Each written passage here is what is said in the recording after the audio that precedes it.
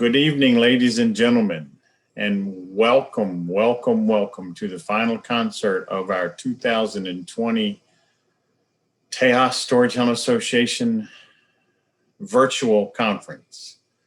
I just can't even believe what's happening. I'm sitting here staring at a computer in Central Virginia. We've got a sign language interpreter from Flag Pond, Tennessee.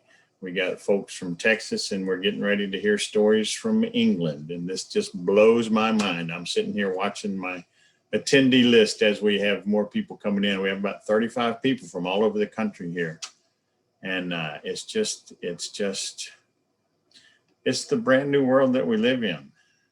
And here we are. So without any further ado, my name is David Claunch. I'm the president of the Tejas Storytelling Association board for this year. We had this notion about 3 months ago that maybe we could do a virtual conference, and we have literally gone from idea to event in less than 3 months. Herculean effort by an entire group of people. And we made the decision last night. We had polled some people and we had done some research and some things, and we were looking at the whole new world, and we made the decision last night that our 2021 Tejas Storytelling Association Festival is going to be virtual. It's March 11, 12, 13, 14. I believe those are the dates, and it's all going to be a virtual event. So note that, and we'll be right back here looking at computer screens rather than each other's faces. But I've heard some people say that we will find a way to tell stories. It doesn't matter what the world does. Stories need to be told. They nurture our soul, and that we will find a way to do it. So welcome to Zoom. One of the things that happens in the Zoom world is this chat down at the bottom, and we welcome and appreciate any chats. If you've got an appreciation, I really like the way you said that. I can see the pictures, anything like that. We will be checking that chat and reporting that information back to our storytellers as we move along through the evening. So we welcome any chats. I think that's all I really need to say right now. Our first teller, we've got an interesting history, don't we, Claire?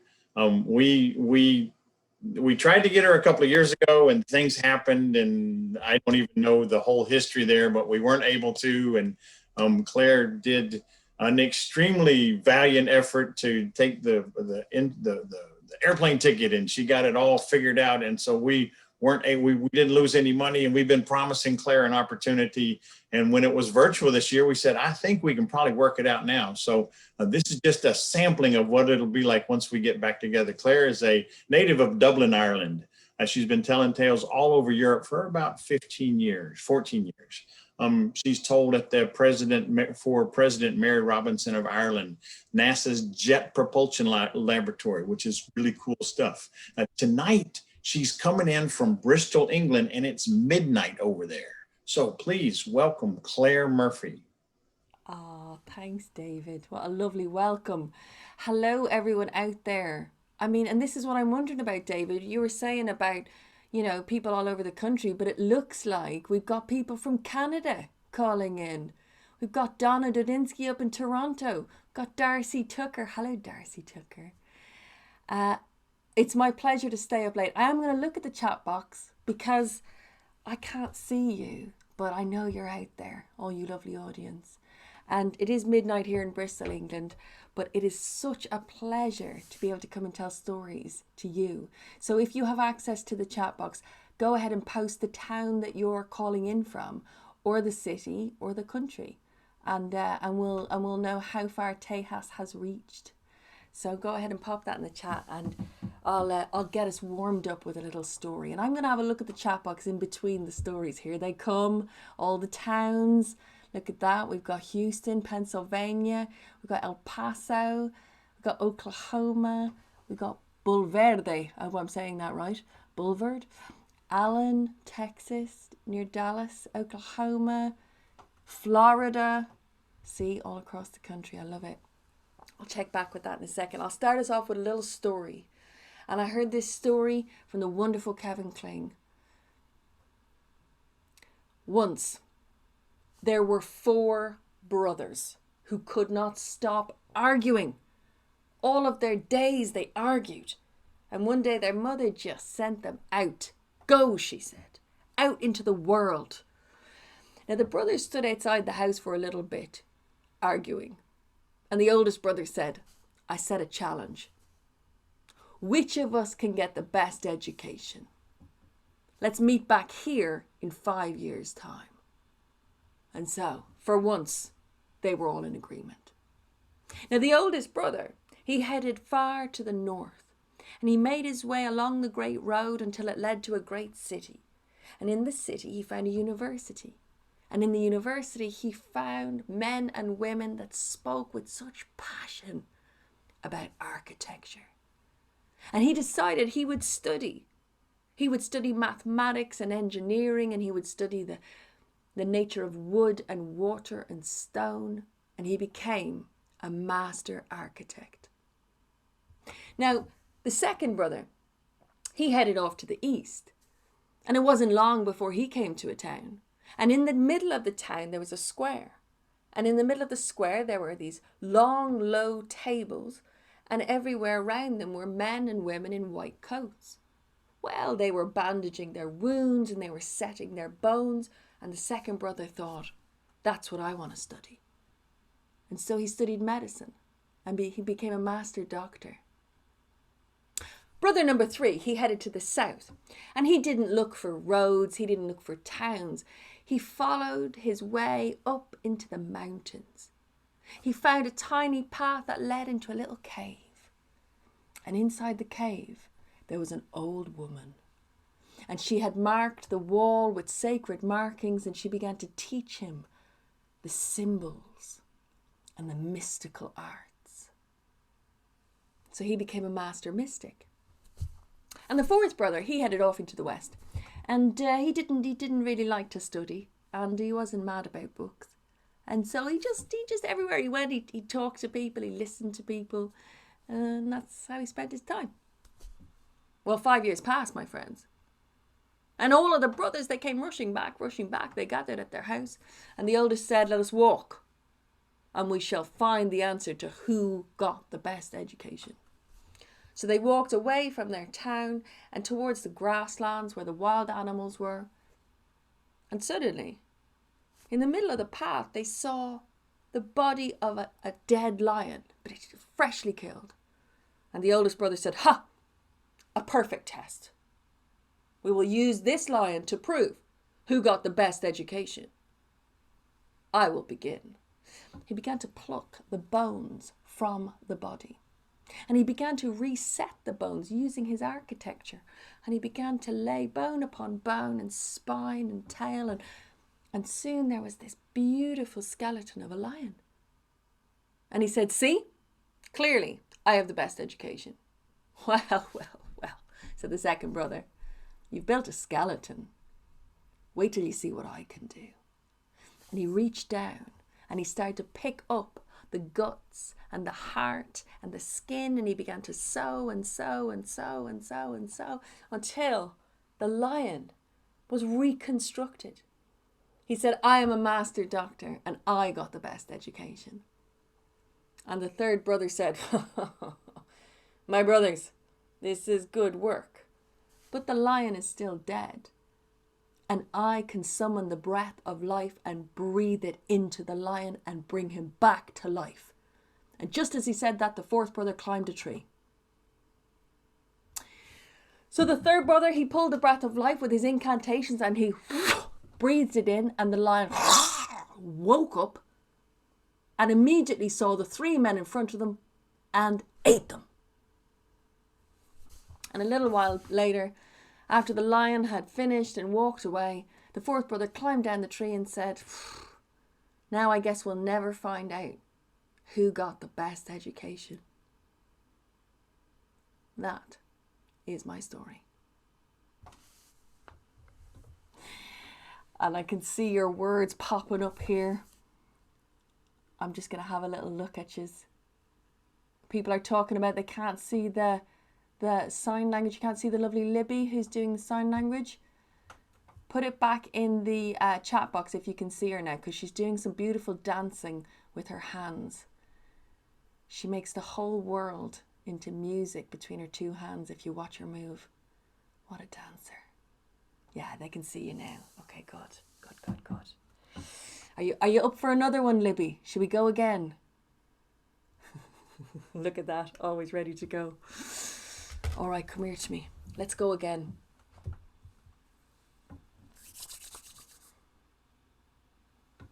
I was thinking about what kind of stories we need now, because the title of this couple of days, Storytelling the Time of Corona. And so I went with the ones that seem to be singing out to be told.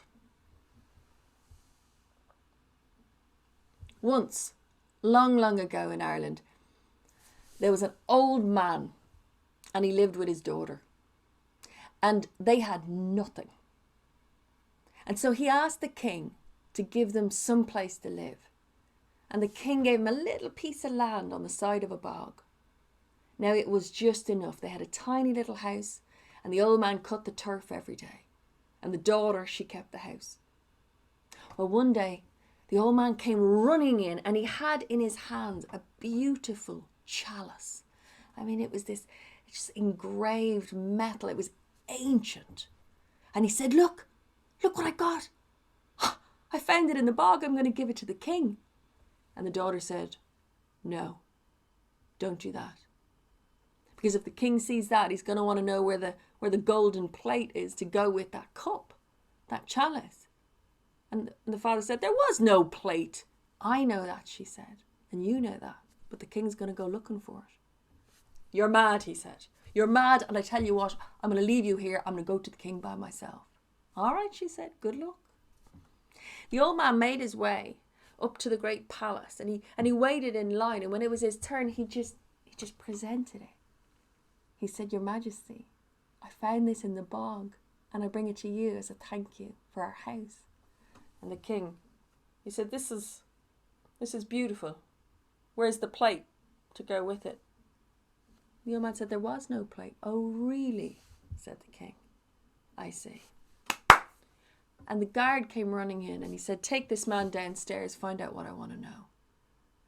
So my friends, the old man was dragged downstairs. A little while later, the guard came up. He said, Your Majesty, all he'll say is he should have listened to his daughter. What? King had him brought up. He said, what's this about your daughter? Well, said the old man, I told her I was bringing you the chalice. She said you'd go looking for a plate even though there wasn't one. So I should have listened to her. Really, said the king. Your daughter sounds very smart. So she must present herself here in 3 days' time. But she must be neither clothed nor naked, neither walking nor riding. She must arrive neither by day nor by night, both with a gift and without. If she doesn't manage all of that, you're both dead. Off you go. So the old man made his way back to the house and he said to his daughter, you were right and I should have listened to you, but it's much worse for us now. We're going to be killed. She said, what? He said, well, you have to show up neither walking nor riding, but neither by day nor by night, neither naked nor dressed, but with a gift and without. And if not, the king's going to kill us. Oh, said the daughter. All right. Just get me a fishing net, a goat and a white dove. Well, the old man knew better than to doubt his daughter again, so he got her everything. And 3 days later, she set out. She took off all of her clothes and she wrapped herself in the fishing net, neither clothed nor naked. She took her leg and she slung it over the goat and she hopped all the way to the palace, neither walking nor riding. She arrived just at that moment when night is turning into day, but it's not quite either, neither day nor night. And there was the king. And she said, come here, I have a gift for you. And as he walked towards her, she brought up her hands and she opened them and out flew the white dove, both with a gift and without. And the king looked at her and he said, oh, you're smart. And she said, oh, thanks. And he said, are you single? She said, yeah. He said, do you want to get married? She said, yeah, all right. But listen, said the king, if we're to get married, there's one thing. You may never criticize me in public. I am the king. They have to obey my law, my judgment. She said, that's fine. And they had a wonderful wedding and a wonderful honeymoon. And it lasted about 6 months before something went wrong. There was a cow farmer, and in the middle of the night, his cows, one of them had given birth, and the calf had stumbled into the next field. And now the horse farmer was saying it was his calf. And the cow farmer was saying no. Well, they brought the king. And the king looked over, and the little calf was between 2 horses. And it looked so cute there that the king said, it belongs to the horse farmer. And the cow farmer couldn't believe it. But you don't argue with the king. So he kept his mouth shut and he walked away. But walking down that road, he bumped into the queen. And when she saw his face, she asked him what was wrong. And he told her the truth. And she said, do you own a fishing rod? I do. Here's what you're to do. Stand in the green field in front of the king's bedroom window. And if he asks you, tell him this. So later that day, the king was getting dressed for the evening. He looked out. He saw the cow farmer in the field below with a fishing rod, casting his line. So the king went marching down up to the cow farmer, and he said, "What are you doing?" And the cow farmer said, "Well, I have as much chance of catching a fish in a green field as 2 horses do at giving birth to a calf." "Oh," said the king, "that's good. That's good. Why didn't you say that earlier?" "Oh, because I bumped into your wife and she told me." "What?" "Oh, sorry. I mean, Her Majesty the Queen. She told me." "She told you?" The king was up in the queen's chambers in no time, and he said, "You go. You criticize me, you're gone." And the queen, she knew what he was talking about. She said, all right, I'll go. But before I go, can I make you one last dinner? Just for old time's sake. She batted her eyelashes at him. And he said, all right, fine. And as she was cooking him dinner, my friends, she started pouring him wine, and she kept that glass full. So in no time, he was drunk. She hadn't touched her wine.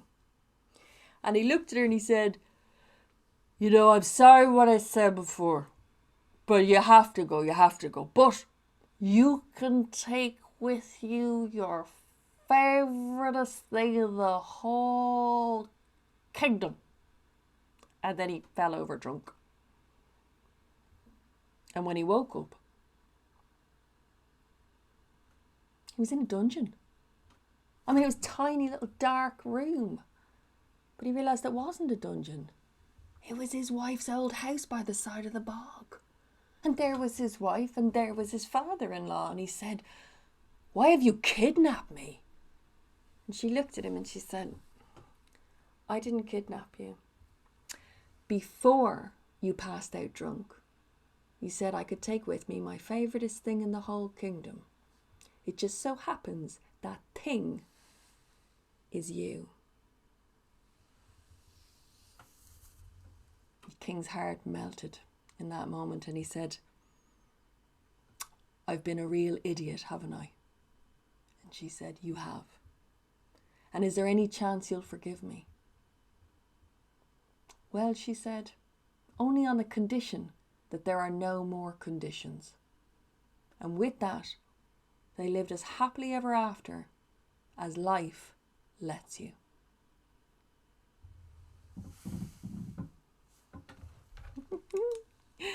Oh, one of the great joys of this is having Libby sign beside me. And I keep wanting to look at her and watch her hands dance. But I have to look at you, and you're out there. Sorry, Libby, I love what you're doing there. Thank you. Yeah, Libby is wonderful. Kristen says the same. Thanks, Sandra. Thanks, David. Thanks, Valerie. Well, that's an oldie for me. That's one I've been carrying around for a really long time, and I just wanted to share that with you this evening. There's nothing like a bit of humour to keep us all going at this time. So I've got thanks, Donna. It's very nice. I've got another one now, but this is a little bit shorter because I think it's funny online that we can't listen to the long stories as much, you know, because this medium doesn't really let us. So I've got a few little stories and then maybe a longer one as well. Did you know? A long, long, long, long, long, long time ago when the world was young, there were no people. And God let loose all the vices and all the virtues. And they were set free to play. And they didn't have any of us to torment. Well, they started running here and there and everywhere. And then creativity said, hey, I've got an idea. We could play a game.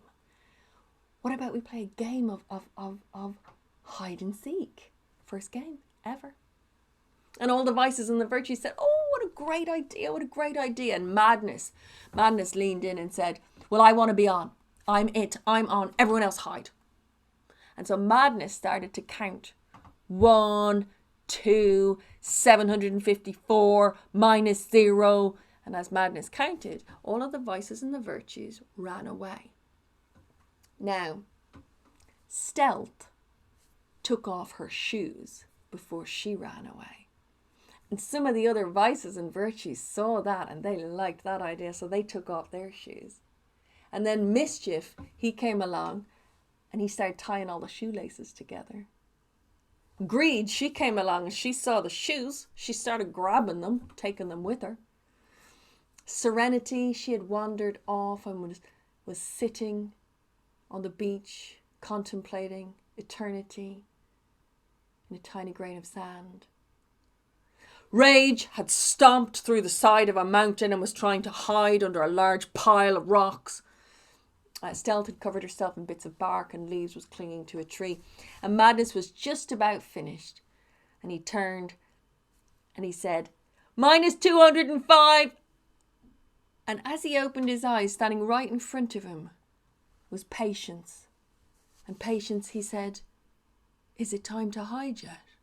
And Madness said, gotcha.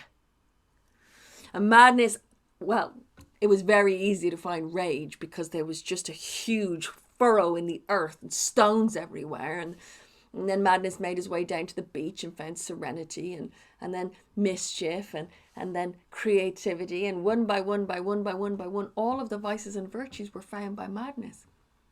And then until he had them all standing around him in the forest, he started to count them. And there was one missing. And Madness said, who's missing? And someone said, I think it's love. But if love's missing, I don't win. And I have to win. I have to win. Come out, love. Come out. And there's no sound. And Madness said, come out, love. I don't like to lose. But there was nothing. And Madness had looked everywhere. Except the forest floor. And so Madness grabbed a stick and started to sharpen the end of the stick. And he said, come out, love. Come out. Better for you if you come out now. But there was nothing. So he took the stick and he said, I'm coming for you.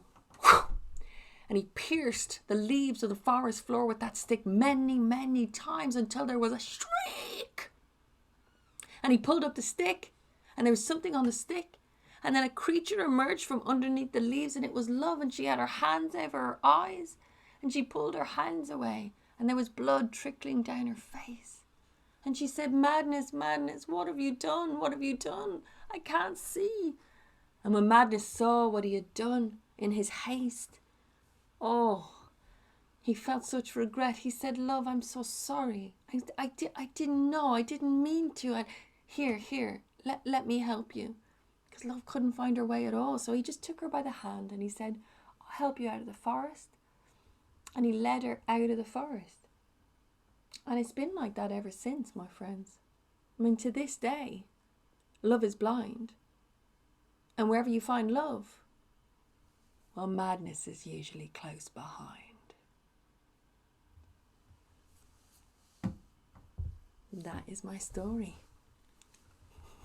I'm just going to have a little look over here, Libby, at what they're saying about us.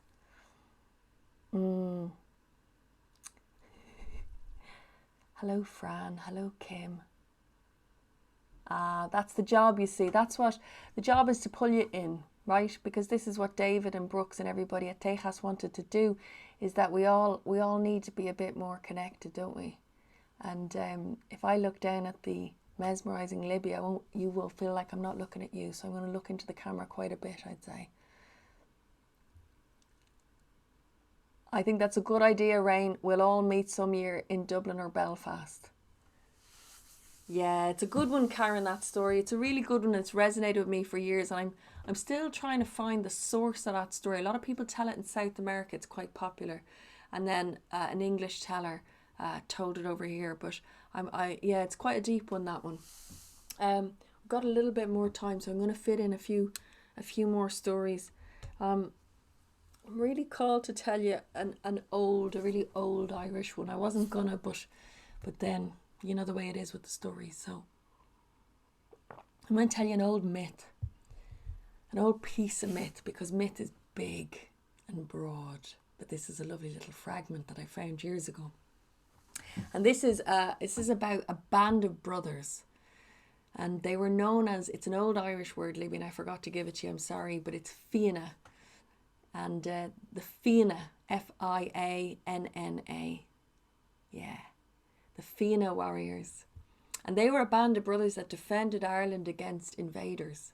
But they also defended Ireland against itself, because Ireland would often go to war with itself, different chieftains attacking each other. And they were real strong men, and they showed great honour towards women and great honour towards poetry. They were poets as well as warriors. Incredible, really. And they were stronger than family. They lived wild 6 months of the year, and 6 months of the year they went home to see their own families. But they had incredible strengths in them. So this one night they were out. They'd been out all the long day, and they'd been out hunting deer. And they caught a few deer, and they had them slung over the shoulder, and now it was time to set up camp. So, you know, everyone had a different role. One of them started digging the hole to heat up to get the fire going and get the stones hot where they'd lay the deer meat. And some of them were gathering wood. Some of them were cutting open the deer and stripping away the skin and taking out the organs. And others were cleaning their weapons. And some of them began to gather one by one around the fire. It was one of those beautiful nights. And as the fire started to get hot and the deer meat was laying there, and one by one now all the men were starting to gather around. And one of the men, I'll say his name, but there's no way we'll spell it because there's too many letters, Cuilche McRonan, started singing this song. And he was singing away, almost to himself. And when he finished, he realised that one of the other warriors had been watching and listening. And this warrior, his name's Oisín, he's a poet. And Oisín the poet, he looked across and he said, "Where'd you learn that old song?" And Cuilche didn't know anyone had been listening, the singer, and he said, "Where did I learn the song? I learned the song from the bird in the field where we caught the deer." "Oh," said the poet. "That's an amazing song. Do you think that might be the best music in all the world?" And the singer said, "My song? The best music in all the world? Are you mad? No. "Ah," said Oisín the poet. "What do you think it is then? What is the best music in all the world?" My friends, the question from a poet like that question was big, and it hung there over the fire. Nobody said a word. They took these kinds of questions very seriously. So everyone was sat back really contemplating their answer. And I want you to have a think about what your answer would be. So the men were sat there, and one of them said, "I think the greatest music in all the world would be the bellow of the stag as it stands on top of the mountain and calls out over his dominion." Oh, the men, they liked that. They said, "Oh, that's beautiful, that's beautiful." "No," said another, "no. The best music in all the world is the sound of battle, is the sound of swords and metal when there's blood and fury in the air." And everyone turned, and it was the one-eyed warrior with all the scars who had said it. And they all went, oh, yeah, yeah, yeah, yeah, good answer. And another one said, no, no, that's not it. The greatest music in all the world is the sound of the rain as it falls from the sky and it hits the wet earth. No, that's not it, said another. It's the sound you get when you're sat by the river and you hear the salmon are running and they jump from the river and they splash back down into their homes. No, that's not it. And the man that spoke, his name was Dermot O'Divney, and he was the most good-looking of all the Fianna warriors. He said, the greatest music in all the world is the sound of a woman when she laughs, when you've delighted her. And all the men started laughing and said, well, you'd know plenty about that, Dermot. And another said, that's not it either. It's the sound of the wind as it moves through the long grass. No, no, it's the sound of the river itself. No, no, it's the sound of... And this went on all night long. The men, they threw word after word after word into the air. And let me ask you, before I finish this story, what do you think is the best music in all the world? The laughter of children. I like that, Sue. What else do you say, Tejas? A baby's laugh. Ah, the words I love you. Words of kindness spoken. The cry of a newborn baby.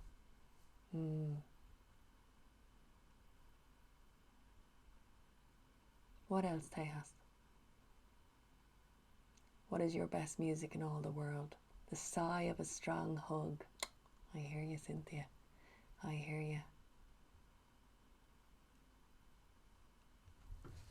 And I come back to these. A Texas thunderstorm. Go on. My mother's singing.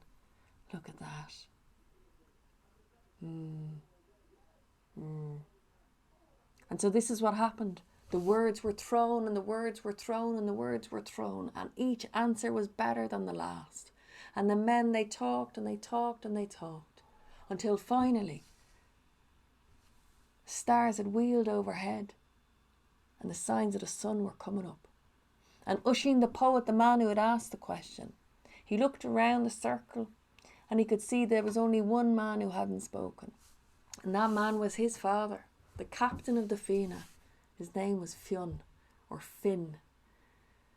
And he said, Finn, what about you? What do you say? What is the best music in all the world? And Finn, the captain, he looked around and he said, all these answers are good. But for me, the best music in all the world is the music of what is happening every moment. And that is that story. And have a look at your words again, because you've added a bit. The sound of the drums, sound of someone singing his Hawaiian music, ocean waves. Yeah, music's like story. It brings us all together. And that little story is the tiniest fragment at the end of a whole bunch of mythology on Fionn McCool. But I have to say, I just fell in love with it when I found it. Keeping an eye on the time so I don't go too long. We've got some wonderful tellers coming on after me, so I'm going to tell you a few more short little stories and then we'll hand over the mic. Oh, you got goosebumps. I'm delighted, Kristen. That is what me and Libby are here to do, to give you goosebumps. So I've been living in England about 9 years, and it's very interesting when you move places, isn't it?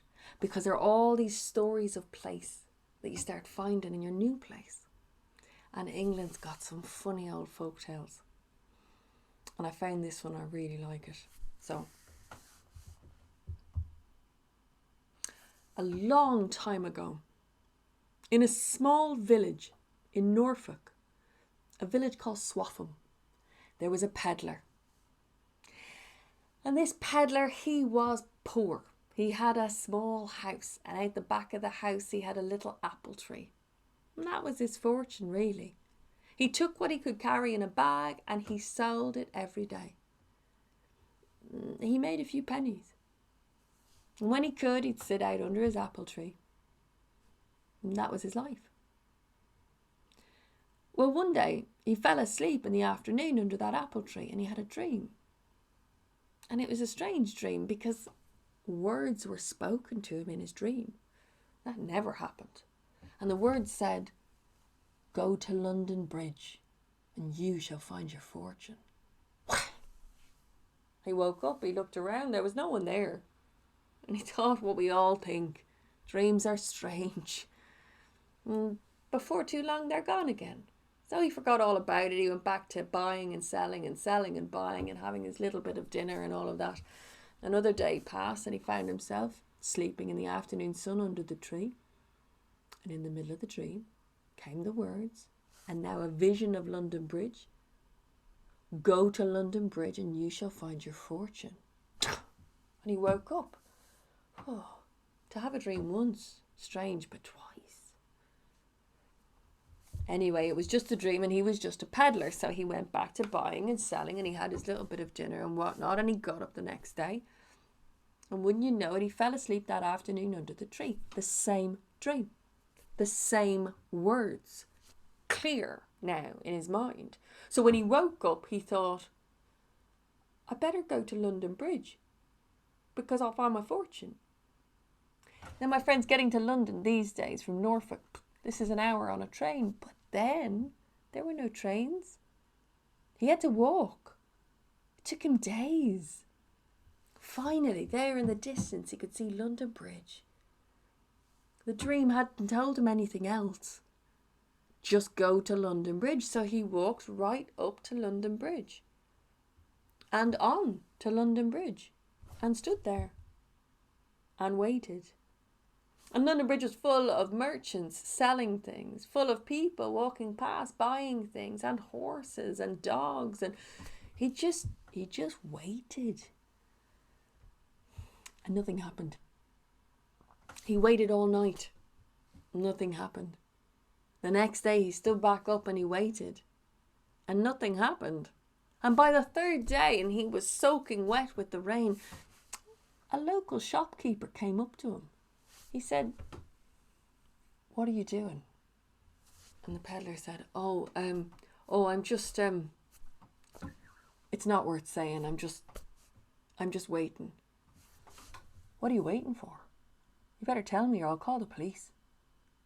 Man shouldn't just be standing around for 3 days with nothing to do." And the peddler said, No, I mean no trouble. Well, I had a dream.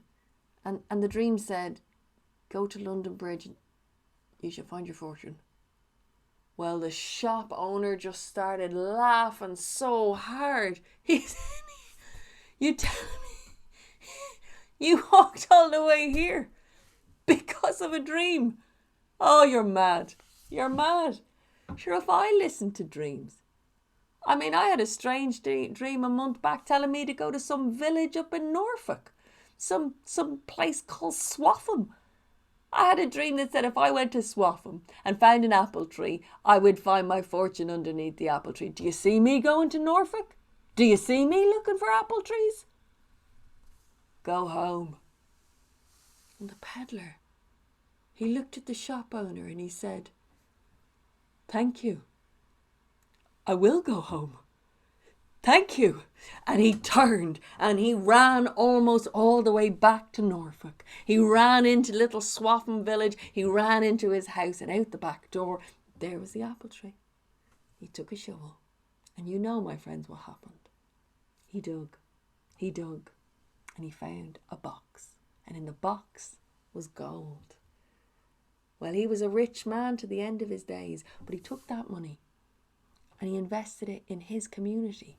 He rebuilt the church and he looked after his neighbours. So much so, he was so respected for his role in the community, they built a statue to him and his dog, the peddler of Swaffham, the man who listened to his dreams.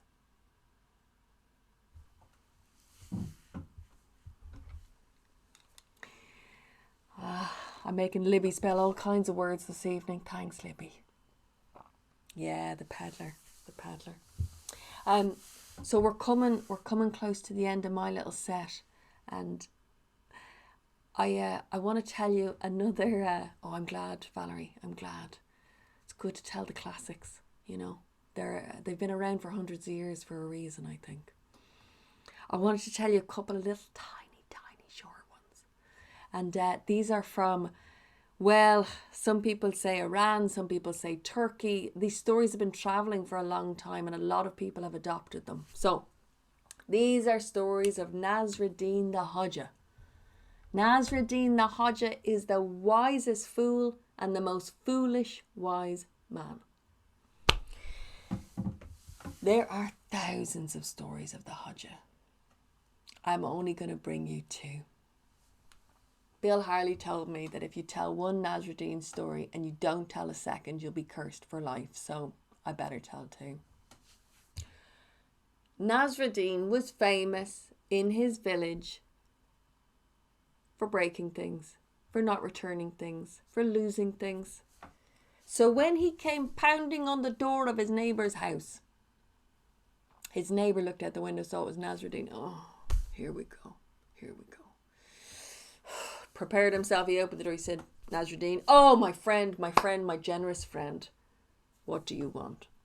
Well, my friend, listen, it's just that my wife, she started cooking for a feast for many people, and we don't have enough pots. But you, my friend, you always have a well-stocked kitchen. Could you spare us a pot so that we may cook for our guests? Well, I don't know, said the neighbour. I don't know, Nasruddin. I mean, all of our pots are important in this house, and well, you'd need to return it right away, but first thing tomorrow. Oh, said Nasruddin. Oh, first thing tomorrow, but you would be doing us such a favour. All right, said the neighbour, though he was still thinking in that moment you'd never see that pot again. And he handed the pot over. He said, tomorrow, first thing. So, the next day, not quite first thing, early afternoon, Nasruddin showed up and knocked on his neighbour's door. And the neighbour was really surprised to see him. He said, Nasruddin, do you have my pot? I do. Here you go. And the neighbour, he was really surprised. Well, thanks, Nasruddin. It's no problem, but I have something else for you. And from behind his back, he pulled another little pot. The neighbour said, what's this? Your pot was pregnant. So this is yours. And the neighbour, oh, well, thanks, Nasruddin. And he took the second pot, laughing to himself at how stupid his neighbour was. And Nasruddin went away. A couple of weeks later, Nasruddin came knocking, and the neighbour opened the door. He said, Nasruddin, what can I do for you? Nasruddin said, well, could we borrow a pot again? And the neighbour was thinking how well he did out of the last one. And he said, of course, here you go. I'll bring it back first thing. Oh yeah, as and when. Nasruddin didn't come back the next day, nor the next. A week went by. 2 weeks went by. And finally the neighbour thought, been tricked again. And he went pounding on Nasruddin's door. And Nasruddin opened the door, and when he saw his neighbour,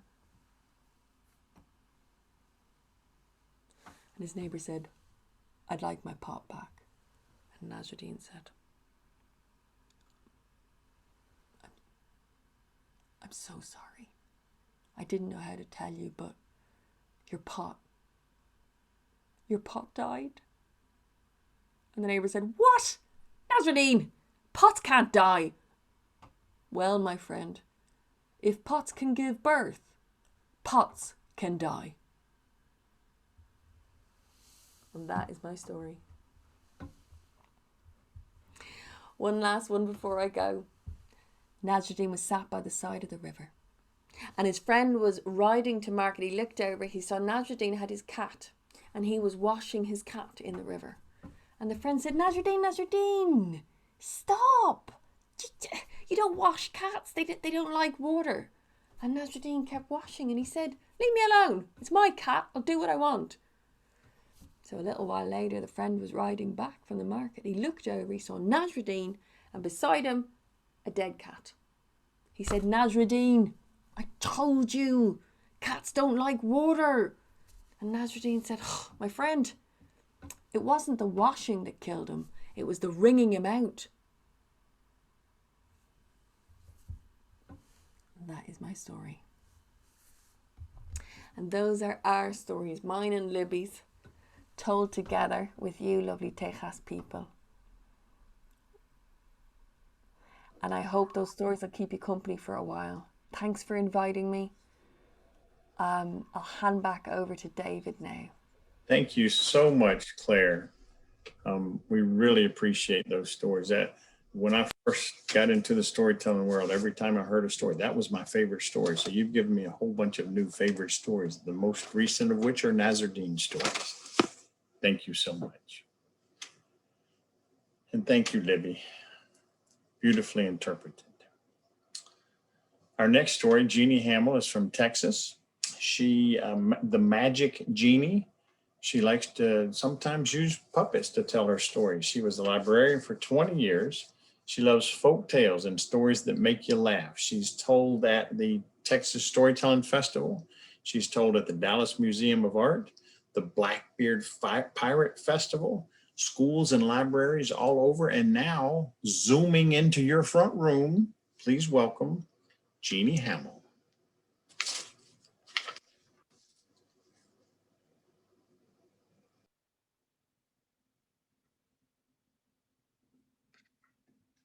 It's not moving.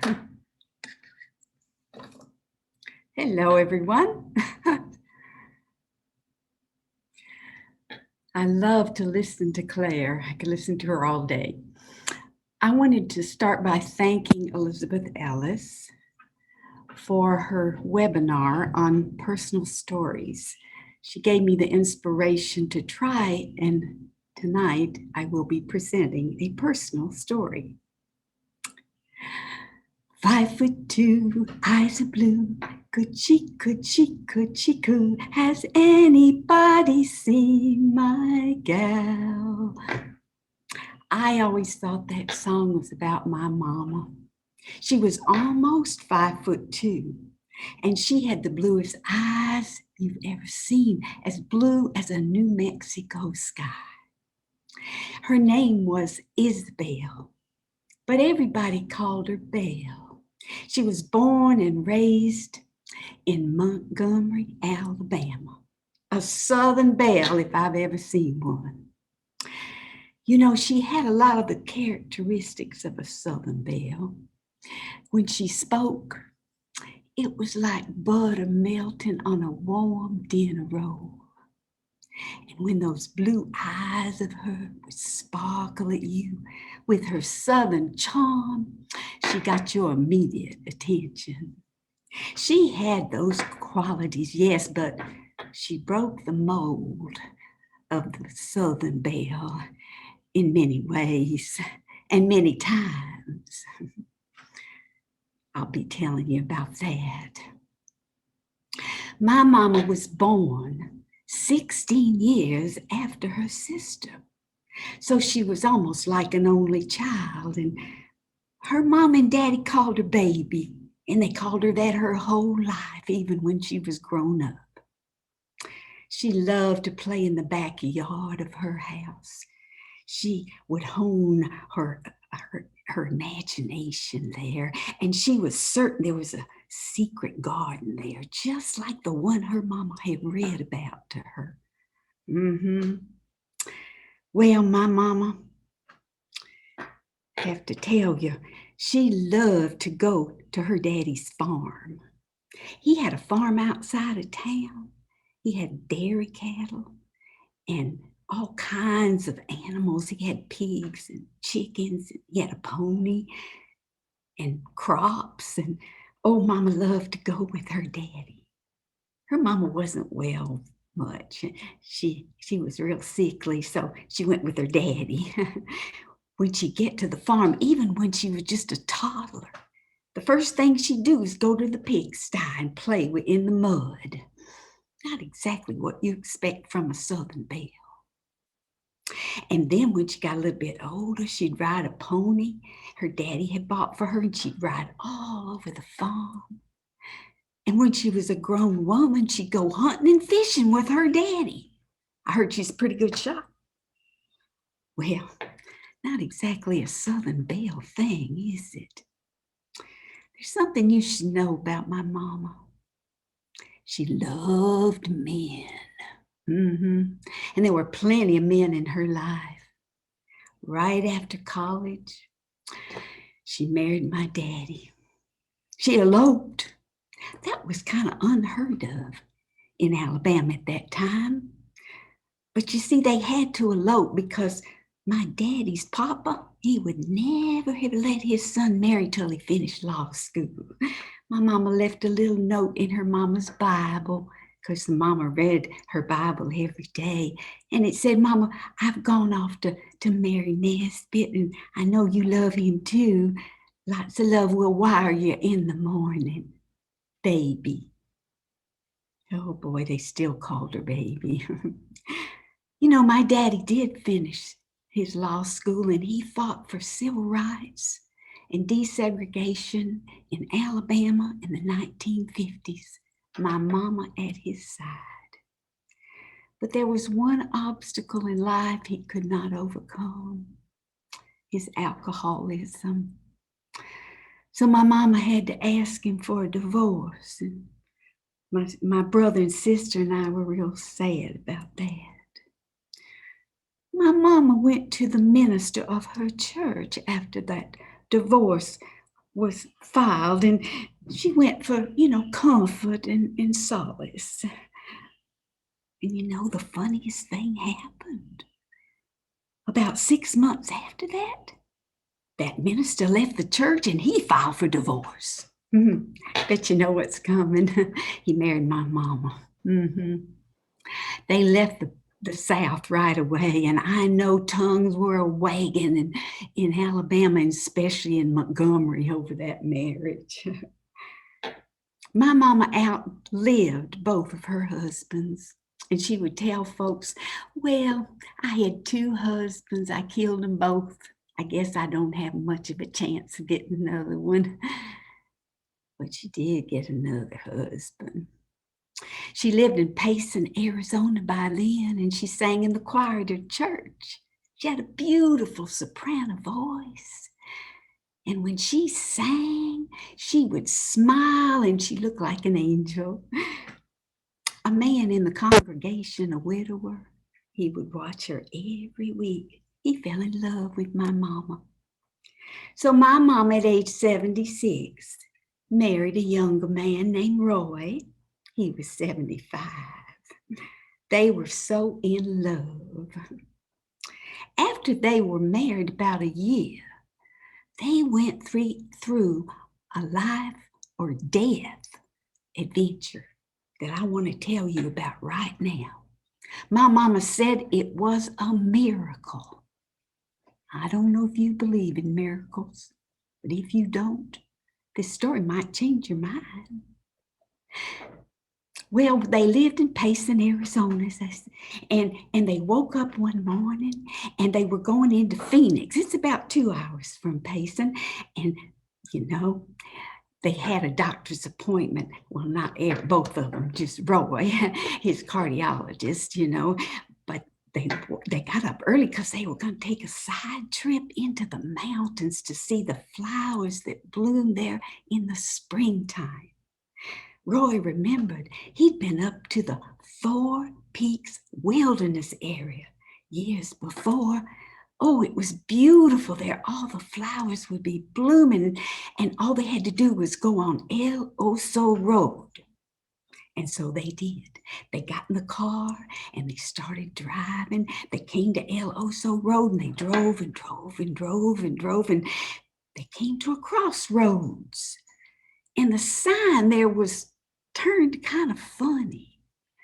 They thought it meant that they should keep going the direction they were already going. That would be El Oso Road for sure. And that's what they did. But they had mistaken the directional markings on that sign. Their trail, well, the road became like a little trail, got denser and denser, and bushes were scratching the sides of the car, and there were big rocks everywhere. Well, they had a four-wheel drive. They thought they'd be all right.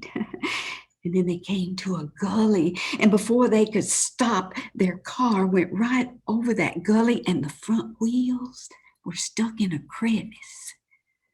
They got out of the car, and Roy looked, and he said, "Oh my, oh my.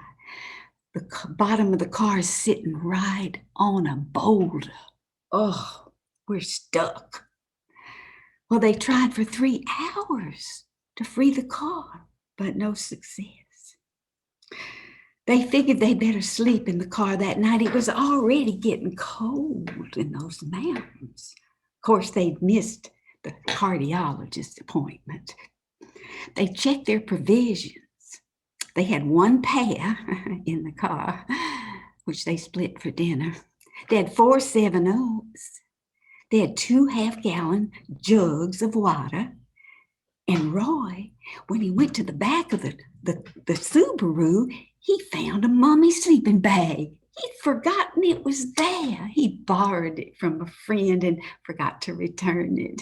He had a tarp back there too, so they were in pretty good shape. They were. Well, they put the seats back on the car, and they took the mummy sleeping bag, and Roy unzipped it and put it over the top of them, and they snuggled together. Roy was kind of worried. Mama said, "Oh, Roy, everything's gonna be all right."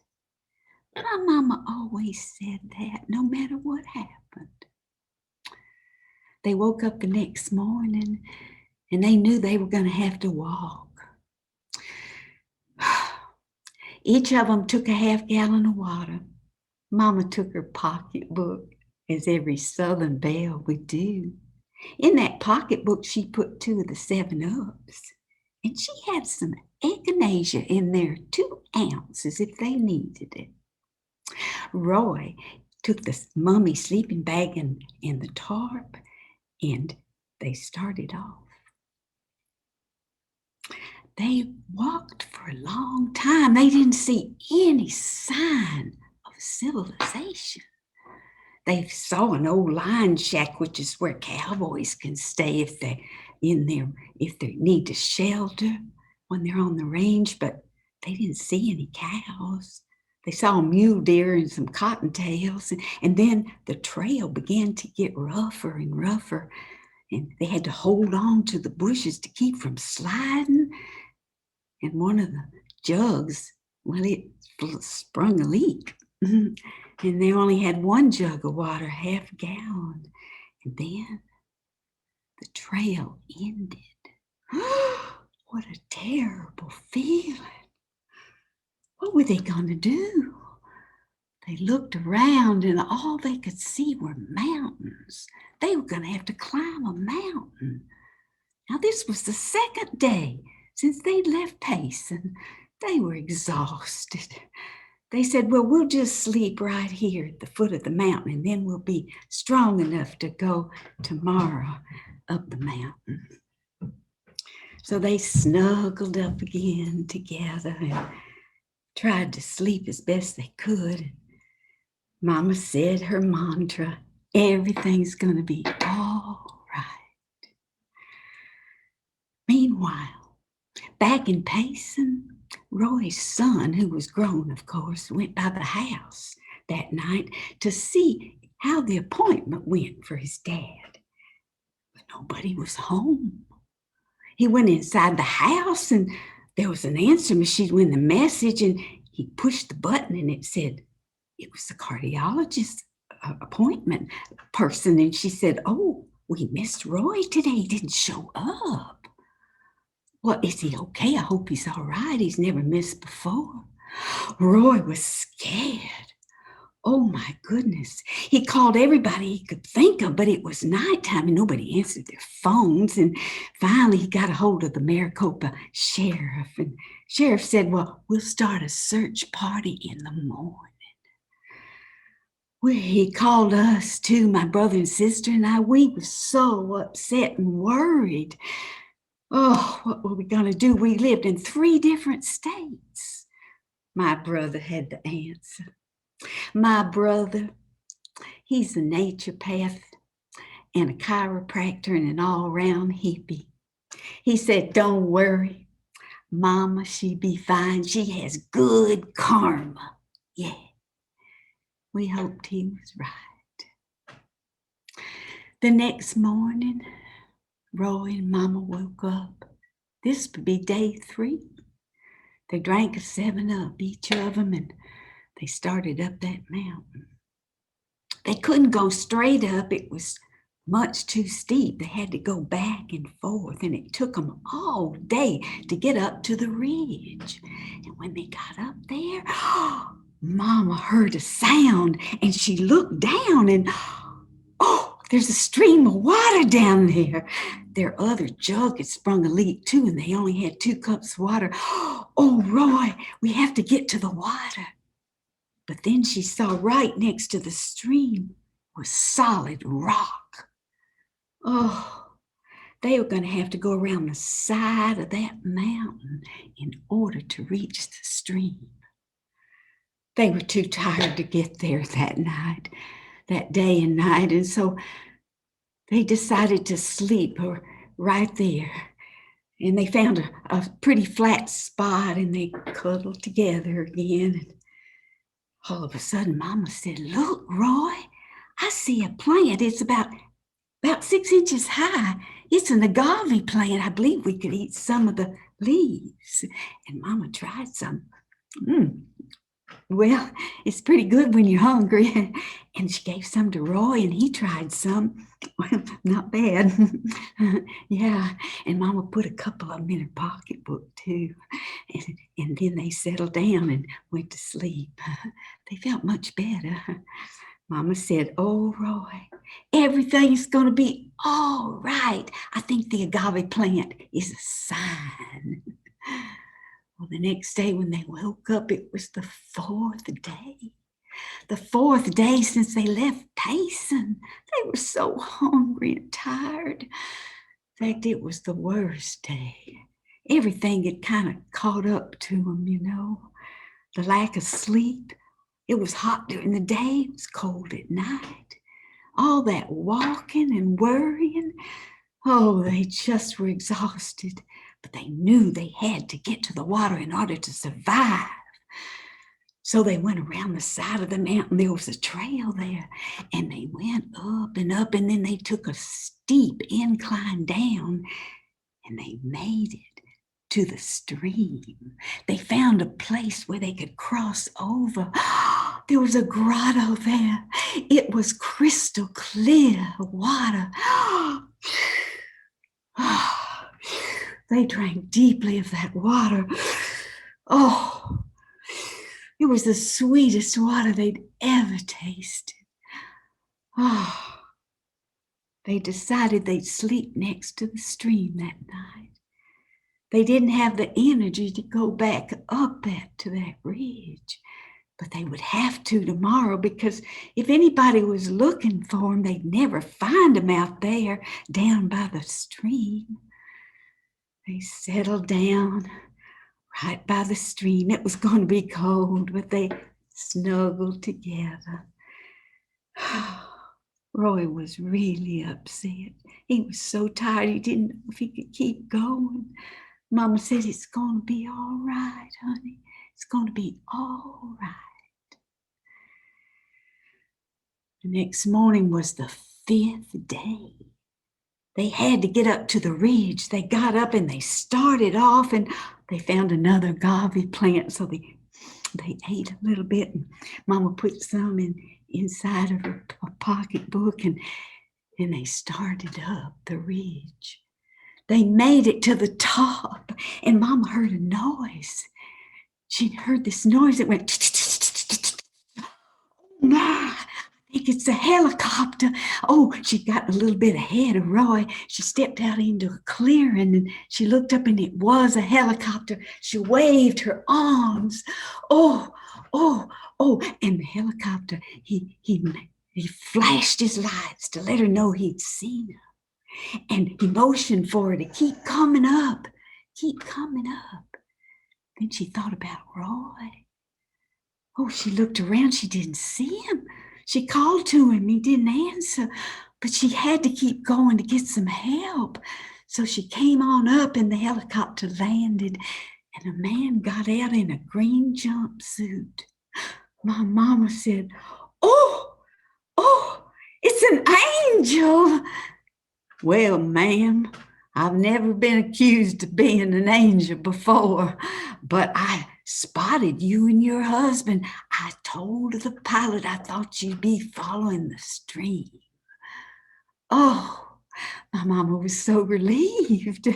And then she looked up and another helicopter landed and another one. And there were all kinds of people up there in those green jumpsuits. Oh, company of angels. Yes, ma'am.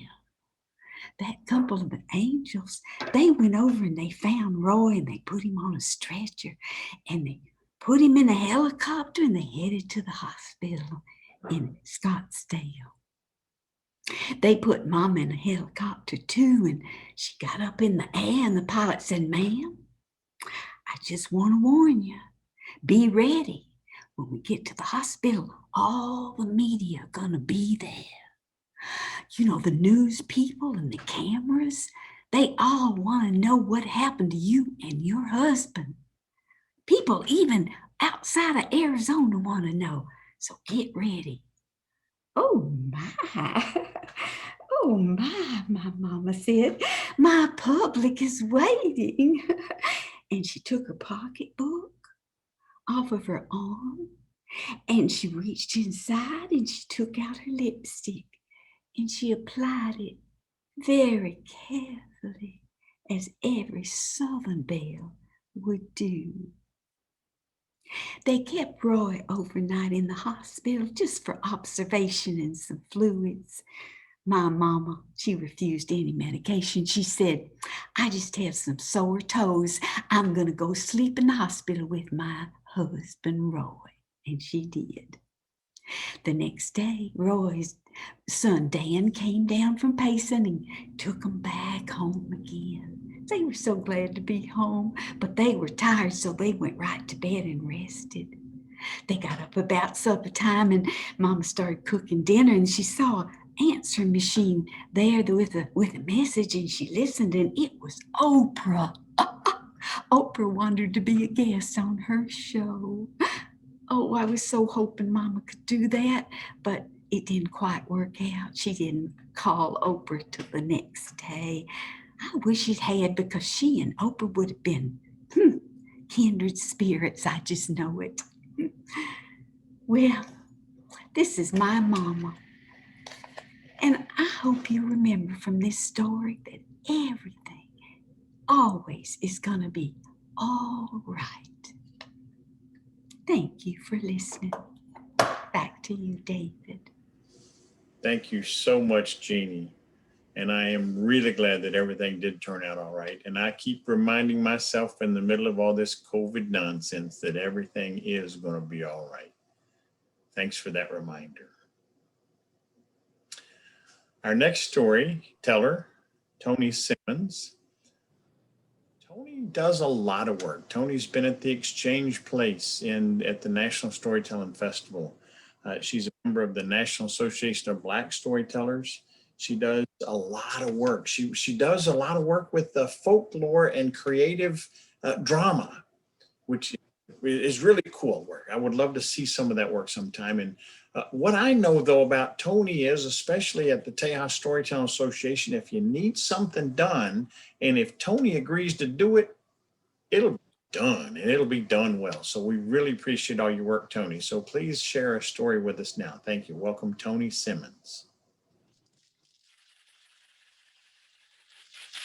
Jambo, everyone.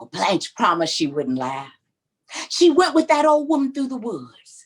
As they walked through, the trees opened up wide. And as soon as they would go through, the trees would close up tight and you couldn't see the path anymore.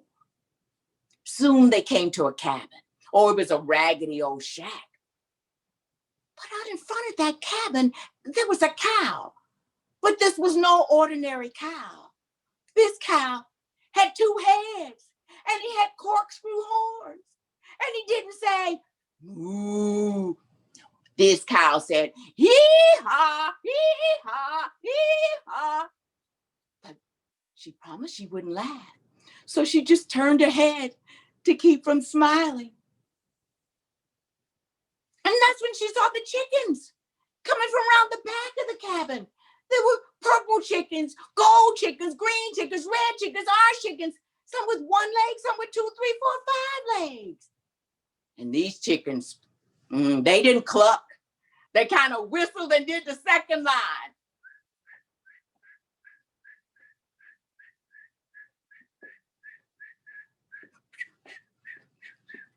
Oh, she had to bite her tongue to keep from laughing at the chickens. They went inside, and the old woman asked her to build a fire. Well, Blanche was so helpful. She put a fire there in the fireplace, and then she turned back to the old woman. And that's when she saw her take off her head. And she put her head down in her lap. And she started to comb her hair. Well, Blanche was about scared out of her wits, but the old woman had been kind, so she didn't run away or scream. She watched her as she braided her hair really nicely. And then she lifted her head back up on her shoulders and smiled. She then gave Blanche a bone, the kind you save for your dog, but Blanche didn't complain. She got a pot and put some water in it and put that bone there on the fire that she built. And then she said, I'll make stew for you if you have some vegetables. Well, the old woman just nodded her head.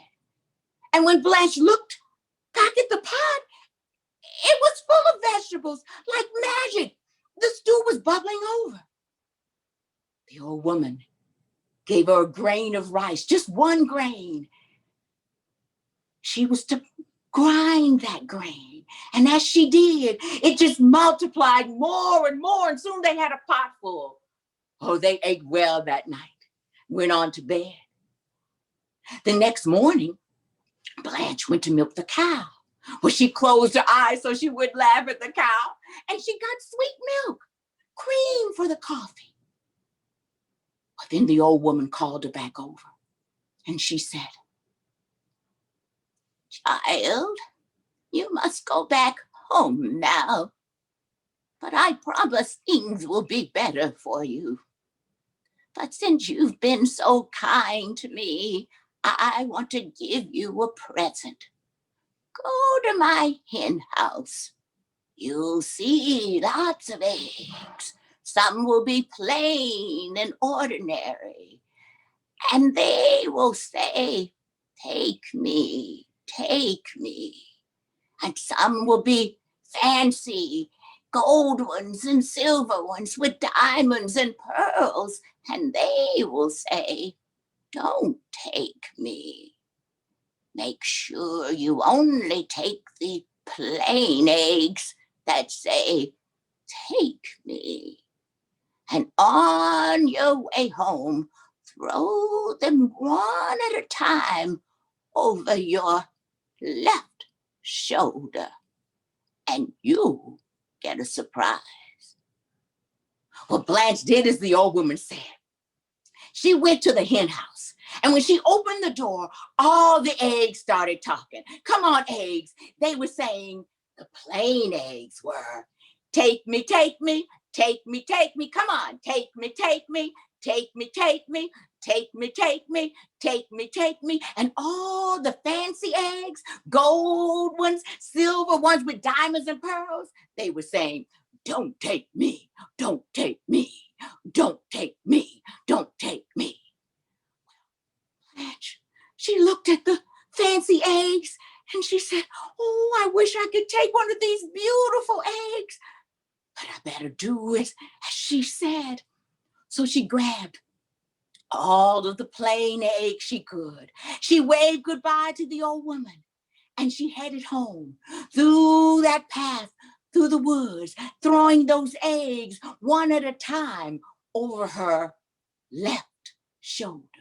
And she did get a surprise. Out of those eggs came beautiful silk dresses, oh, and satin shoes and all kinds of jewels, diamonds, rubies, emeralds. She even got a carriage and a black and white pony.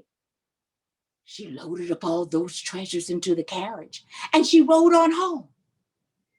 And guess who was waiting for her when she got home? You got it, that mean old mother and sister. But they were nice all of a sudden. Oh, Blanche, darling. Oh, sweetie. Where have you been all night? We were so worried. And where'd you get all these fancy things from? Her mother was so nice, she even cooked dinner that night. Well, she hadn't cooked since Blanche was about knee-high. They got her to tell them all about the old woman and the cabin and the eggs. And as soon as she went to sleep, they made their plans. Rose, you're gonna go find that old woman in the woods, just like your sister did. And then we're gonna take her stuff and head off to New Orleans and live like grand ladies. Well, Rose didn't like the plan. I don't want to go look for no woman in the woods. Can't we just take Blanche's stuff now and go? Girl, there's not enough here for both of us. Do as I say. Rose went the next morning to find the old woman. She found her right away. My sister said you have a pretty house. Can I come and see it? The old woman looked at Rose and she said, you may come, but you must promise not to laugh at whatever you see. Well, of course, Rose promised she wouldn't laugh. She went with that old woman through the woods.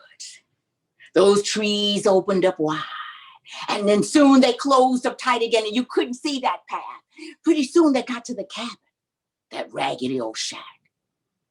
But when Rose saw that cow with the two heads and the corkscrew horns, and she heard him go, hee-haw, hee-haw, hee-haw, you know what she did. She started laughing so hard. Look at that funny looking cow. And then, all of a sudden, the chickens came from around the back of the cabin. Oh, remember? The gold chickens, the purple chickens, the green chickens, the red, the blue, the orange chickens with 1, 2, 3, 4, 5 legs. And they weren't clucking either. No, they were going, doing that second line. Come on.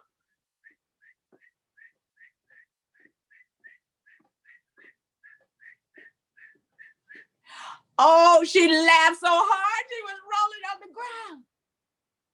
The old woman just nodded her head. They went inside the cabin. She asked Rose to build a fire. Build no fire. Build it yourself. Well, it got so cold that night, she had to build a fire just to stay warm. And then she was hungry. Don't you have some food here? But the old woman gave her that bone. Rose looked at it. Who you think gonna eat off this? It's not even fit for a dog. Maybe I could use it to season some soup if you have something else around. She searched all over the cabin. She couldn't find anything to eat. And the old woman never answered her again. So they went to bed hungry.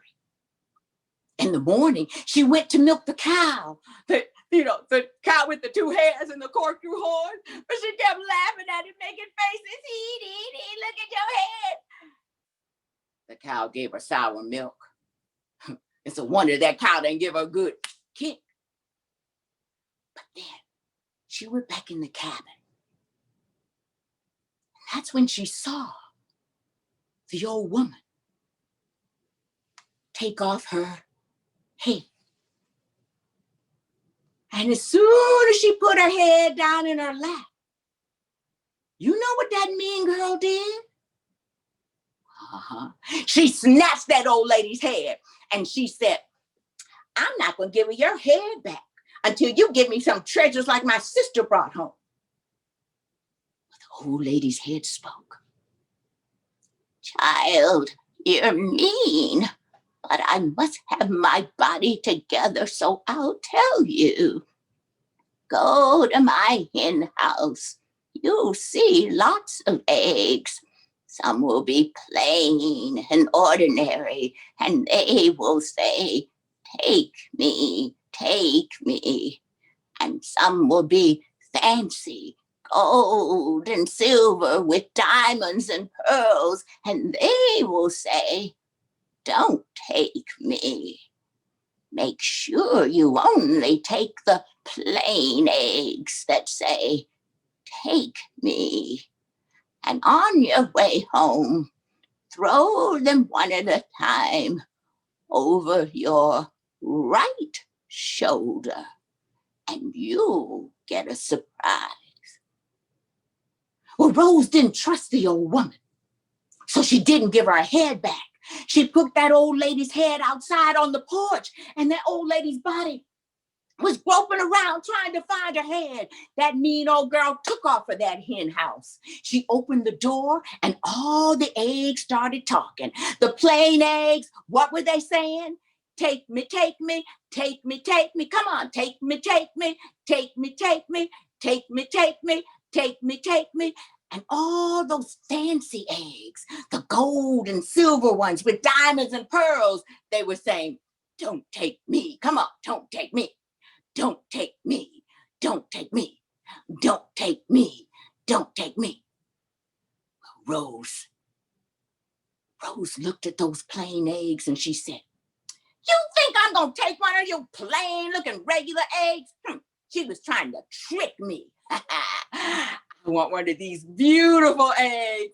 Oh yes, gold. And there's a silver one and one with diamonds and pearls. Oh, she grabbed all of the fancy eggs she could, and she started home through those woods, all throwing those eggs over her right shoulder. And she did get a surprise, yes. Out of those eggs came whip snakes and toads and frogs and a big old gray wolf and a whole nest of hornets, and they started chasing that mean old girl through those woods. Ooh, and she was hightailing it, screaming bloody murder. When she got near her cabin, her mother heard her. And the mother came running out with a broom, thinking she could save her daughter. But instead, those scary things were chasing the mother too. And they didn't stop till they were way on the other side of the bayou. When they came back, oh, they were covered with mud. They were stung. They were bitten. Oh, they were so upset, though, when they discovered that Blanche was gone. You know where, right? To New Orleans. Oh, to go to parties and balls and, of course, Mardi Gras.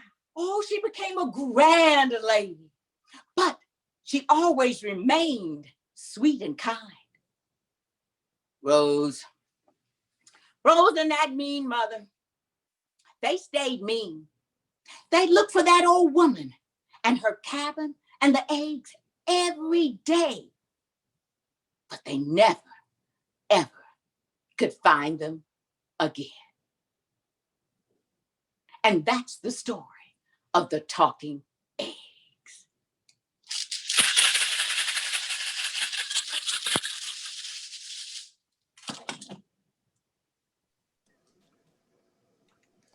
Thank you, Toni Simmons. Love the energy that you bring. And the call and response worked for me. I was calling and responding here. So thank you so much, Toni. Well, we're to our final storyteller of the evening. Sheila Starks Phillips. Sheila and I are kind of neighbors now. I live in Houston. She lives in Sugarland. my brain is just kind of tired. Sugarland. Sugarland. Sheila has received the John Henry Falk Award. That's an award that the Tejas Storytelling Association gives to people that do significant work in the storytelling world in the Southwest. So that speaks highly of what the value of her work. Although I understand that sometimes she takes the truth and stretches it just a little bit. I've heard that about Sheila. She's been a teller in residence in Jonesboro, TIR, twice, which also speaks volumes of the quality of her work. So what do you have to share with us tonight, Sheila? Please welcome Sheila Phillips. Thank you, David. I'm so happy to be here tonight. It's good to close out this concert. We've had some wonderful stories. Now, I'm a great animal lover, and I have a special place in my heart for cats, big cats, small cats. In fact, 2 cats live here with me in Sugarland, Millie and Maggie, and they wanted to be here tonight, but I had to tell them no, because they have a tendency to walk back and forth in front of me when I'm at the computer. So we'll tell this story without them. Because of my love of cats, I'm always looking for cat stories. And then I discovered Lillian Jackson Braun. That author has a whole series of cat books. Most of them are cat mysteries. And so for tonight, I've chosen a story from her book that is entitled The Cat with 14 Tails, Lillian Jackson Braun. Now, from the very beginning, Madame Floyd had an instinctive dislike for the new neighbor that had moved into the apartment next door. Their first encounter had been when she and her companion had come in from a stroll in the city park where she had rolled in the grass, chased faded butterflies, and she and her companion were waiting on the decrepit old elevator to come down and take them to the 10th floor. Now, when the door of the car opened, it was already half filled with the fat man, the new neighbor. Madame Floyd deplored fat men. They had no laps. And what possible good is a human being without a lap? The contrast between the two of them was, well, it was extreme. The man was very, very overweight. He was sloppily dressed, slovenly. He even smelled bad. Madame Floyd, on the other hand, was a blue-eyed, long-legged aristocrat. Everything about her was a lady. Nevertheless, she stepped on the elevator and gave the cuffs of his trousers a courtesy sniff. But then she backed off immediately with her lips curled and her ears back. And the man had stomped his foot and said, "Get that cat away from me." "Don't you like animals?" said the soft voice from the other end of the leash. "Dirty, filthy beast. The last place I lived, one got into my room and ate my canary." "Well, you need not worry about Madame Floyd or Fan Fin. They neither one go out unless they're on a leash." "You mean you've got 2 of them? Well, keep them away from me. I'll wring their bloody necks, and I haven't wrung a cat's neck since I was 14 years old, but I haven't forgotten how, believe you me." And when he said that, he swung a long, black, narrow box that he was carrying. He swung it at Madame Floyd, intending to hit her. She scurried to the very back corner of the elevator, every hair on end, her ears back, every muscle tense. Even after she was picked up in loving, protecting arms, she could not relax. When they got to the 10th floor, she walked stiff-legged into their apartment and went straight over to a sunny spot on the carpet where Tham was having a nap, and she licked his head. And then she gave her own body a complete bath to rid herself of the fat man's smell. Tham never woke up. She looked over at him, this beautiful boy, her son. He was such a mystery to her, but she really didn't need to understand him. She had only to love him, and love him she did. When they had their dinner, she always would leave a small portion on her saucer for his dessert, and he would come over and gobble it up. She would spend hours licking his paws and his neck and his cheeks and lots of other parts that he could easily have reached with his own tongue. And when he slept, which was most of the time, she sat by his side, tall and regal, until her body began to sway with fatigue. And then she'd make herself into a tight little ball and snuggle up against him and take a little snooze herself, but always with one eye open. Everybody loved Tham. They loved him for his wonderful disposition. He had a face like a beautiful brown flower. Even as a tiny kitten, he had learned to purr at the touch of a hand, any hand. And it had finally reached the point where someone just had to look at him across the room and he would begin to purr. Very early on, he had learned the rules of the household. No sleeping in the cabinet with the pots and pans. Okay to sit on the table with the typewriter. Not okay to sit on the table with the coffee pot. And what's more, he followed those rules. That was very uncat-like. She tried to teach him with her own example. For instance, when dinner was served, the catly thing to do was to walk over, give the food a little sniff, rather disdainful, and then walk away. Come back in a minute or two and then eat, but never with great relish. Tham would rush in when dinner was served and gobble everything up. Very uncat-like. When someone was to pick you up or wanted to, the catly thing to do was slip through their hands, give chase, play the game. When someone tried to pick up Tham, he just fell over on his back, presenting his white belly for a good tummy rub, and looked soulful. Everybody loved Tham, but everybody loved Madame Floyd too. They loved her for her independence, her catly ways. Tham was just such a mystery. When he was told to get down, he actually got down. She kept trying to teach him and did the best she could. Now they shared their apartment with two others who had no names and came and went a great deal. The taller one was always good for a little snack. All you had to do was give him a little tap on the ankle and he would produce a yummy morsel.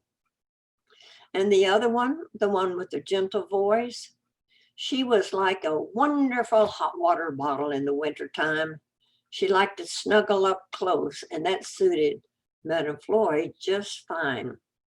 And she was also ready always to give her a massage on her cheekbones. Yes, it was a good place to live. Now, life was not all snuggles and hugs and playing games and good food. Oh, no. Madame Floyd had her jobs. She was the official watcher and listener for the entire apartment.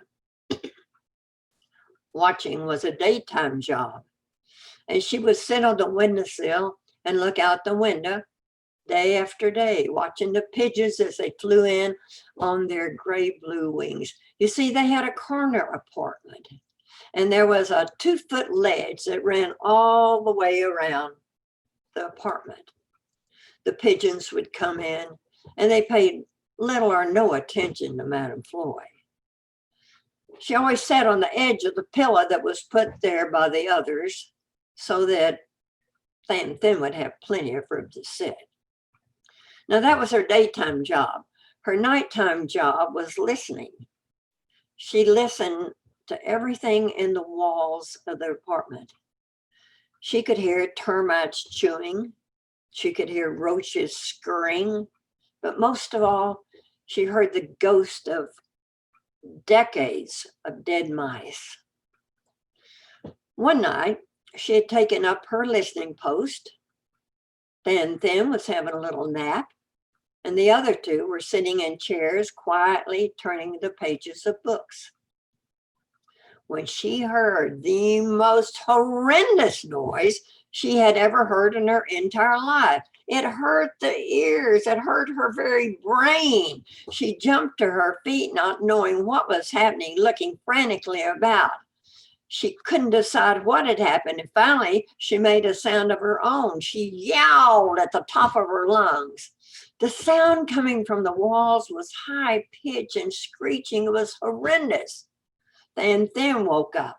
He jumped to his feet. He looked around frantically. He clawed at his ears. He shook his head, trying to rid the terrible noise. The others heard it too. Did you hear that? That is amazing. How could something so beautiful come from somebody, be produced by somebody who's so crude? Is that Bach? No, I think it's Mozart. He had his violin case when we were on the elevator with him. He tried to hit Madame Floyd with it. The guy's a nut. Well, the cats don't seem to enjoy violin music. Look at them. Both cats had been running around frantically trying to get rid of that noise in their ear, and in their eagerness to get out of the room, they had collided in the middle of the floor in their effort to get under the bed. It was a horrendous noise. But the next day, there was another noise that she had not heard before, coming from the walls from the apartment next door. She had just strolled into the room when she heard a little flutter of wings and the most delightful little melody being sung, a little chirping. It was so pleasant that she seated herself on the couch and tucked her black paws beneath her body, prepared to listen to that lovely sound. When all of a sudden there was anything but a lovely sound, there was a door banging and this loud voice saying, "What the heck is going on here? Look at what you've done. Look at my fiddle case. How did you get out of that cage? Get down off of that window." And there was a lot of pushing and banging and terrible noise. And then it was completely quiet, except for a tiny little cheep over in the corner. Now, that was very curious.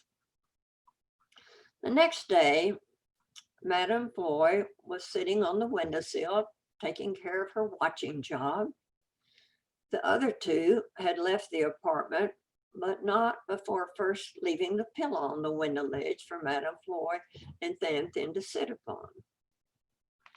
Madame Floyd took her job very seriously. She could see all and hear all.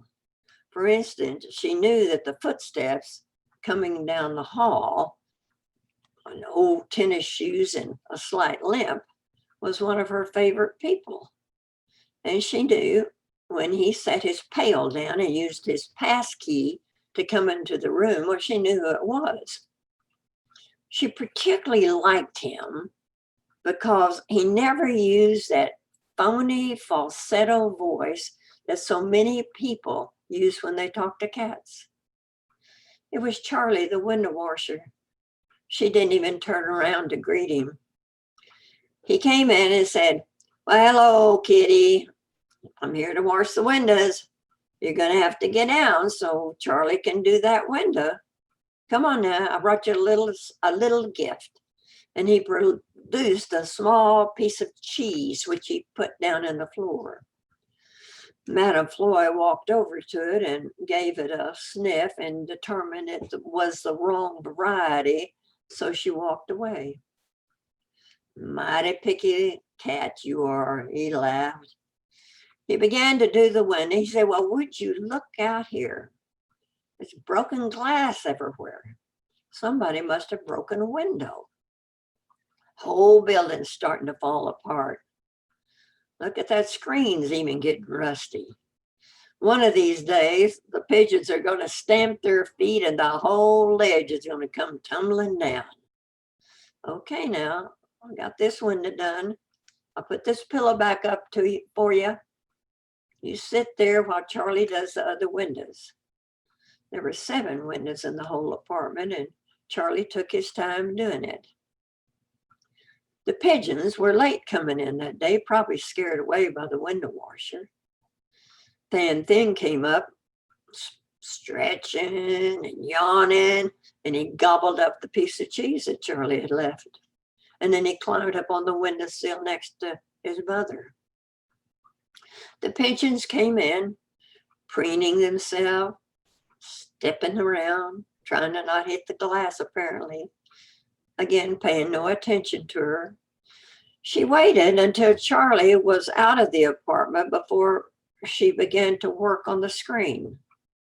She began to push the rusted part in the corner with her paws, with her nose, until she finally had pushed it fairly big.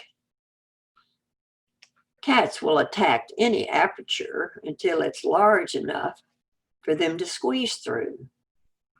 It didn't take her long to get the opening wide enough. And she squeezed her body through, and there she was on the ledge, outside, the first time ever without a leash. It was exhilarating. She peered over the edge and looked down the 10 floors. There was a lot of activity down there, but nothing of interest. She walked very carefully, stepping around the glass, and also, well, the pigeons had not been tidy. She began to walk along. It just felt so good, so freeing. And she walked down toward the fat man's apartment. His window was open and the screen was off, and she looked in. The fat man was laying on the floor. His great body was heaving up and down in a rhythmic motion, and his mouth was spurting every now and then. He was sound asleep. Now, human beings on the floor always alarmed Madame Floy. The floor was a place for cats, not for human beings. She was so curious, and she kept staring at him and licking her nose. And then there was a little sound over in the other corner of the room, a little chirping sound, a little rustle of feathers, and it woke the fat man up. The minute he opened his eyes, he spotted Madame Floy looking in the windows, and he just went to pieces. What the heck? Are you trying to get my bird? Oh, no, you don't. And with great effort, he hauled himself up off the floor and ran toward the window. I'll get you. I'll get you. Madame Floy scurried as fast as she could back to her own apartment, and she squeezed through the window screen. She licked Tan Thin's ears and then settled herself and licked her own paws. She kept looking back to see if the fat man was following her, but he was not. Now, cats work on the theory of 3. They will resist any innovation 3 times before they accept it. They will play with any new toy or game 3 times before they get tired of it. And then they will tackle any obstacle 3 times before they give up. So she went out 2 more times, went out on the ledge. The 3rd time, she enticed Tan Thin to come with her. He had been watching her through the screen, or just daring parents with his little pink tongue hanging out of his mouth. She enticed him out, and there they were, both of them standing on the ledge. It was exhilarating. They both peered over the edge. Still a lot of activity, but nothing of interest.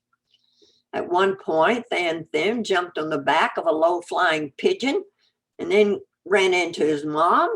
She cuffed his ears. He punched her in the nose, and they rolled and tumbled on the ledge, oblivious to the long drop below. And then all of a sudden, Madame Floy took a defensive position, her white belly skirting the concrete, her ears back, and she was looking toward the fat man's apartment. He was leaning out the window with a saucer with a few morsels of food on it. And then he began to talk to them in that horrible falsetto voice that she hated so bad. Here, kitty, kitty, kitty, kitty, kitty, kitty, kitty. Here, kitty, kitty, kitty, kitty. Want something good to eat, kitty, kitty, kitty, kitty. Every sense in Madame Floy's body sensed danger. But Them, that beautiful Them with his great big trusting blue eyes, began to stroll toward the offered food, purring away with his tail hung high. And just as he got close, the saucer of food was withdrawn and the long black box was produced. The man swung it like a baseball bat, sweeping Them off of the ledge. He made no sound as he fell. Madame Floy ran back to the window as fast as she could and squeezed herself through. Now, when the family came home later, they knew right away something was wrong. Nobody greeted them at the door. Them was missing. Well, he must be here somewhere. Let's keep looking. Oh, look, there's a hole in the window screen. He must have gone out on a ledge. Oh my goodness, I hope he doesn't fall. Can you get out there? Can you reach out and look? Oh, you don't think that man next door, I'm feeling sick to my stomach. Don't worry, dear. I'm sure he's here somewhere. We'll find him. And just then their doorbell rang. See, that's probably somebody right now that's found him. They went to the door, and there stood Charlie, looking very uncomfortable and agitated. You folks missing a kitty? Yes. Do you know where he is? Yes, ma'am. I found him right below your window. Oh, no. He's dead. Yes, ma'am. I'm so sorry. That's a long drop. Where is he? I have him down in the basement. I'll take care of him. I don't think you're going to want to see him.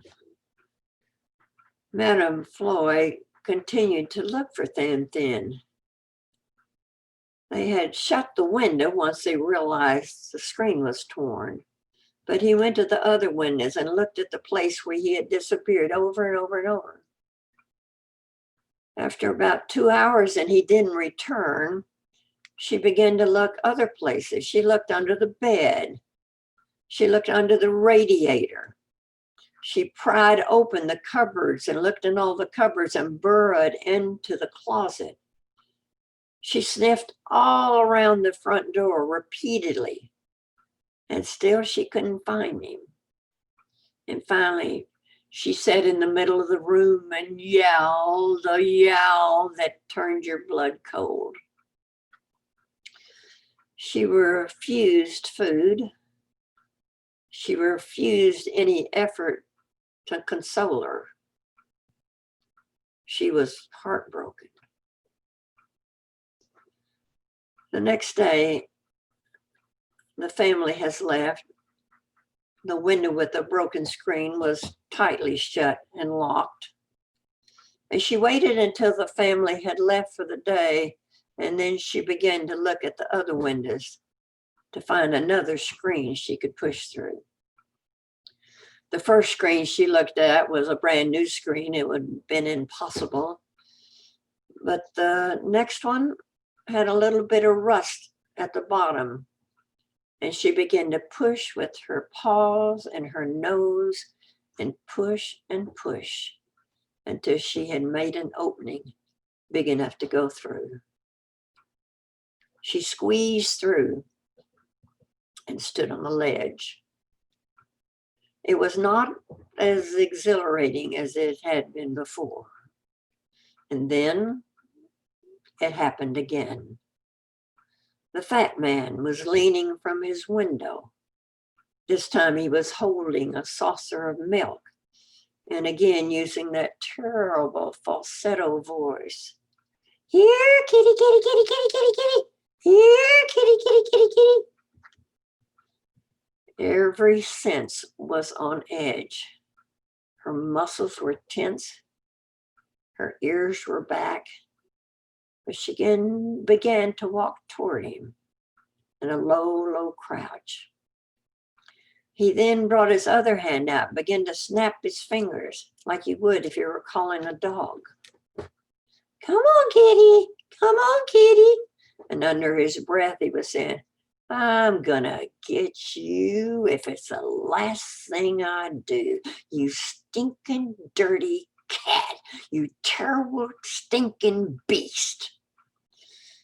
Madame Floyd was playing a game with him. She would get almost within his reach before she darted away. Then she began to come at him diagonally.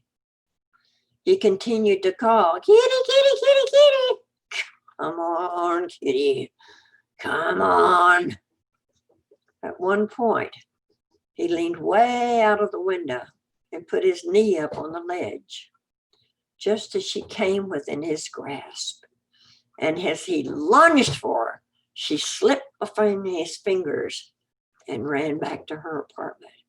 And he came down on that masonry with the full weight of his body. And it cracked in a million pieces.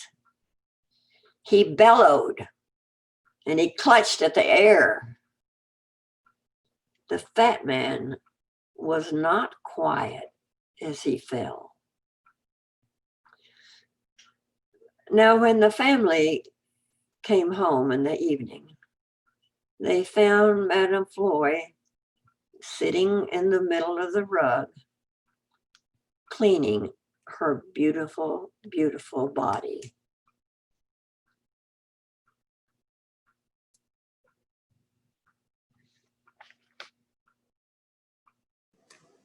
The sins of Madame Floyd. Back to you, David. Thank you so much, Sheila.